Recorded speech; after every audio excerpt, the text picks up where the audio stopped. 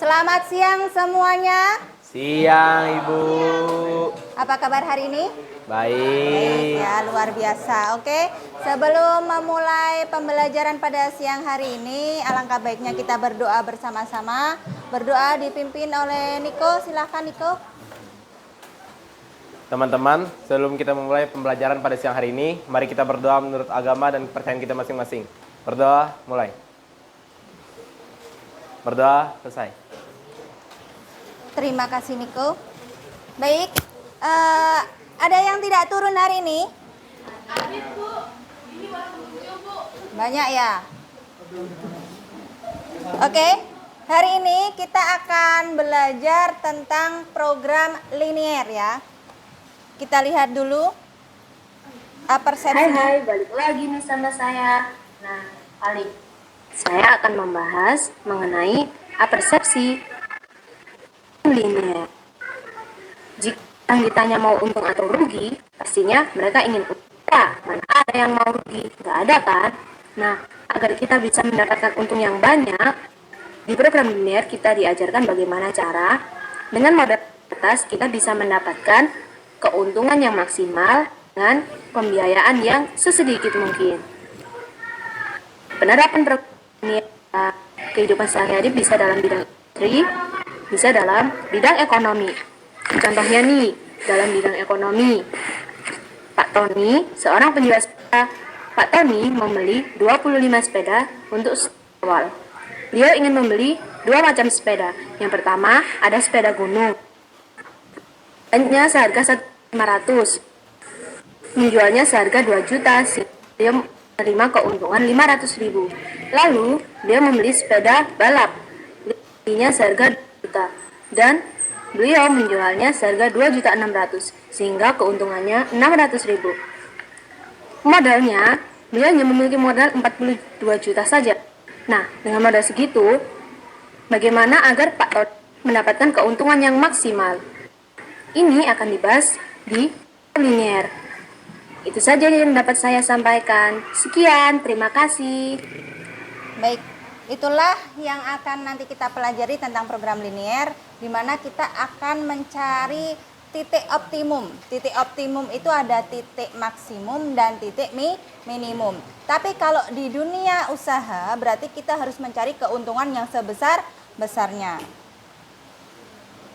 Tujuan pembelajaran pada hari ini yaitu yang pertama, peserta didik dapat memodelkan matematika dari permasalahan program linier tentang budaya Dayak yang diberikan dengan benar dan sistematis. Yang kedua, peserta didik dapat menentukan daerah penyelesaian sistem pertidaksamaan linier 2 variabel.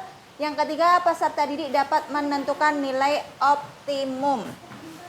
Baik, di sini ada yang dari suku Dayak? Banyak ya? Yang dari suku Jawa? Javas Dayak ya? Jawa. Yang dari Banjar? Banyak. Karena kita kondisinya berada di Kalimantan, khususnya di Kalimantan Tengah, otomatis kita akan membahas tentang budaya Dayak. Oke, pada pembelajaran pada sore hari ini, nanti teknik penilaiannya yaitu seperti biasa diskusi kelompok, presentasi, dan evaluasi. Ada yang tahu kerajinan tas topi dari rotan khas Dayak? Pernah lihat ya?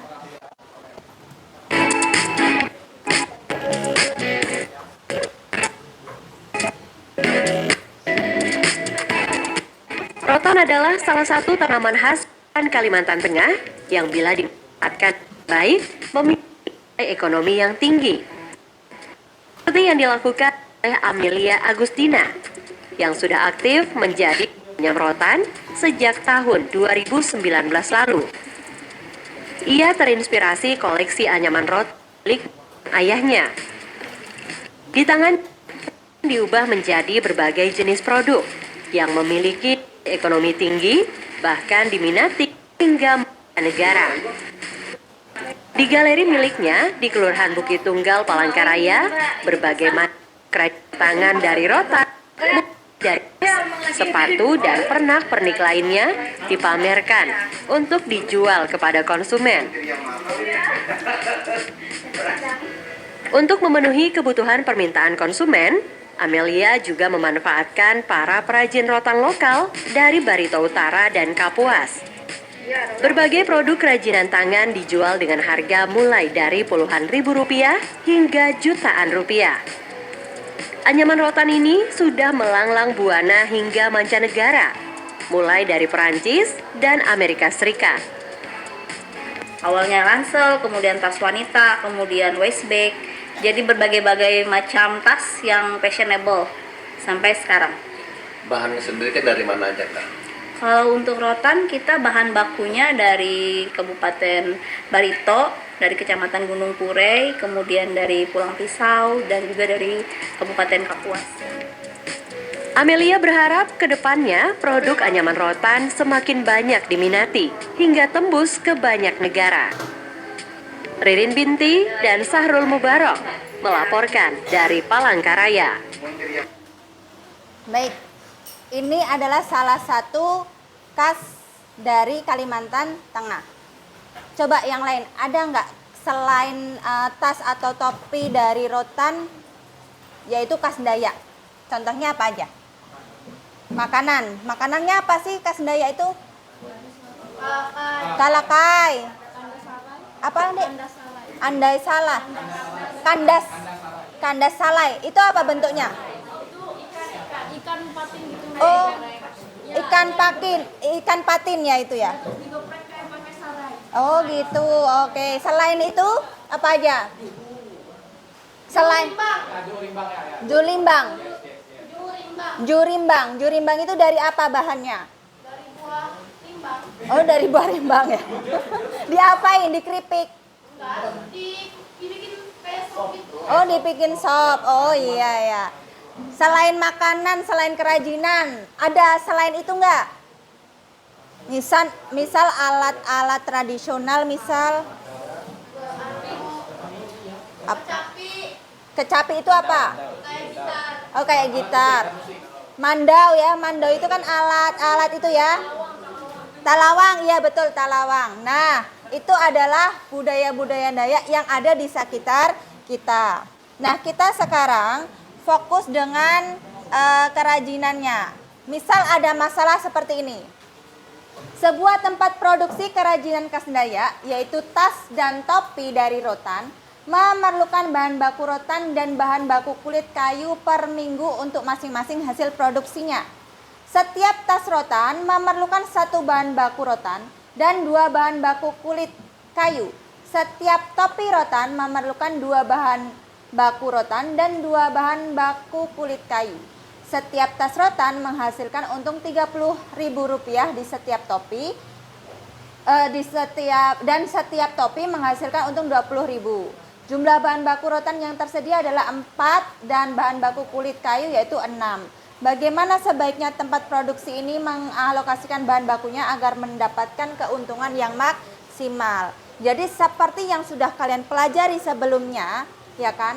Kalian berarti harus bisa memodelkan matematika. Yang kedua, cari apa? Menggambarkan grafik fungsi, mencari daerah penyelesaiannya. Yang terakhir, cari titik optimumnya. Baik, karena kalian sudah berkelompok, ya kan? Nanti Ibu akan membagikan LKPD. Silahkan kalian jawab bersama-sama, berdiskusi setiap kelompoknya ya. 10-nya di sini. Kalau 0, kalau X-nya 0 berarti Y-nya harusnya hasilnya di sini, bukan di sini. Oh, iya. Ya, kamu salahnya di sini. Lah, karena ini salah berpengaruh pada gambar grafik. Walaupun sininya ada benar. Iya, bukan di samping. X-nya Y, kalau ini sama-sama X. Iya, kalau ini sama-sama X. Ya kan? Wajar ya. Karena aku ngikutin tabelnya ke sini semua. Wah, itu kurang teliti ya. Siapa yang maju? Yang maju soal A, kelompok 3. Kelompok 3, orang keberapa?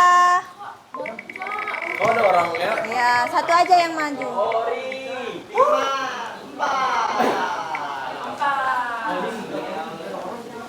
Orang keempat, Pedro.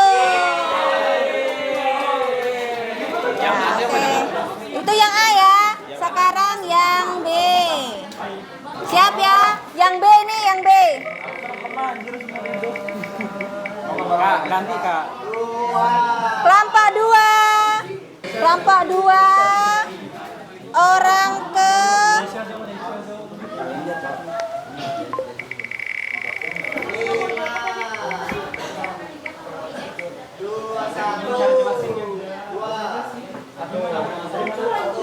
satu pita. Baik, diperhatikan, Pedro akan menjelaskan. Yang pertama, tas rotan yaitu sebagai X dan topi rotan yaitu Y. Bahan baku rotan tas X yaitu 1, tas rotan Y yaitu 2, dan jumlah bahannya yaitu 8. Bahan kulit kayu tas rotan X yaitu 2, bahan kulit kayu topi rotan Y yaitu 2. Jadi total bahannya yaitu 6. Keuntungan tas rotan 30.000, topi rotan Y yaitu 20.000. Maka dapat disimpulkan model matematika dari permasalahan tersebut, fungsi objektifnya yaitu 30.000 dikali plus 2.000 Y. Fungsi kendalanya yaitu X plus 2Y lebih dari kurang dari 4. sama dengan Kurang dari sama dengan 4, dan 2X plus 2Y kurang dari sama dengan 6, X lebih dari 0, Y lebih dari 0. Ya. Oke, tepuk tangan untuk Pedro.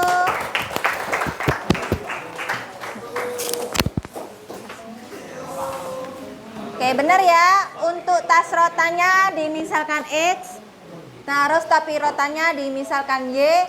Ketemu fungsi objektifnya yaitu 30.000 X ditambah 20.000 Y. Fungsi kendalanya X ditambah 2Y. Ini bacanya apa? Kurang dari sama dengan 4. 2X ditambah 2Y kurang dari sama dengan 6. X ini lebih dari sama dengan 0, Y lebih dari sama dengan 0. Oke. Sekarang selanjutnya yang B. Pita. Semua teman-teman, saya Igustia Yusufus Pita Dewi dari kelompok 2. Di sini saya akan menjelaskan tentang daerah penyelesaian pertidaksamaan linier dua variabel. Yang pertama kita diketahui pertidaksamaan ke-1 yaitu X plus 2Y kurang dari sama dengan 4, dan pertidaksamaan 2 yaitu 2X plus 2Y kurang dari sama dengan 6. Dari pertidaksamaan ini untuk menentukan titik potong dengan sumbu X dan Y, kita mengubah pertidaksamaannya menjadi sama dengan. Jadi dihasilkan jika X-nya 0 maka 4/2 sama dengan 2. Lalu jika Y-nya 0 maka X-nya 4. Jadi hasilnya 0,2 dan 4,0. Yang pertidaksamaan kedua itu jika X-nya 0 maka 6 dibagi 2 yaitu 3, dan jika Y-nya 0 maka 6 dibagi 2 X-nya 3. Jadi hasilnya 0,3 dan 3,0. Lalu berikut ini salah satu contoh gambar grafiknya. Kita masukkan hasil dari sini tadi ke gambar grafik ini. 0,2 dan 4,0 itu kita sambungkan, dan 0,3 dan 3,0 kita sambungkan kembali. Lalu kita lihat di sini tandanya kurang dari sama dengan, yang berarti dia arsirannya ke bawah. Lalu kita dapat menemukan, setelah diarsir kita dapat menemukan titik A-nya yaitu 0,2 dan titik B-nya 3,0. Setelah menentukan titik A dan B, kita eliminasikan Y. Kita masukkan persamaan 1 dan persamaan 2. Di eliminasi Y ini kami kalikan 2. Jadi sehingga yang pertidaksamaan 1 yaitu 2X plus 4Y sama dengan 8. Yang pertidaksamaan 2 yaitu 4X ditambah 4Y sama dengan 12. Jadi ini dikurangkan sehingga Y-nya 0. Ayo didengarkan. Dikurangkan 2 kurang 4 sama dengan 2X. 8 kurang 12 sama dengan min 4. Yang jadinya X sama dengan min 4 per min 2 sama dengan X-nya yaitu 2. Lalu kita substitusikan X 2 sama dengan 2 ke pertidaksamaan 2, yaitu 2X plus 2Y sama dengan 6. 2 dikali 2, X-nya diganti 2, 2 dikali 2 ditambah 2Y sama dengan 6, lalu 4 ditambah 2Y sama dengan 6, 2Y sama dengan 6 dikurang 4, 4-nya pindah ruas, Y sama dengan 2 per 2, yang menghasilkan Y sama dengan 1. Jadi titik C-nya 2,1. Oke, terima kasih, tepuk tangan untuk Pita. Di sini adalah daerah penyelesaiannya ya.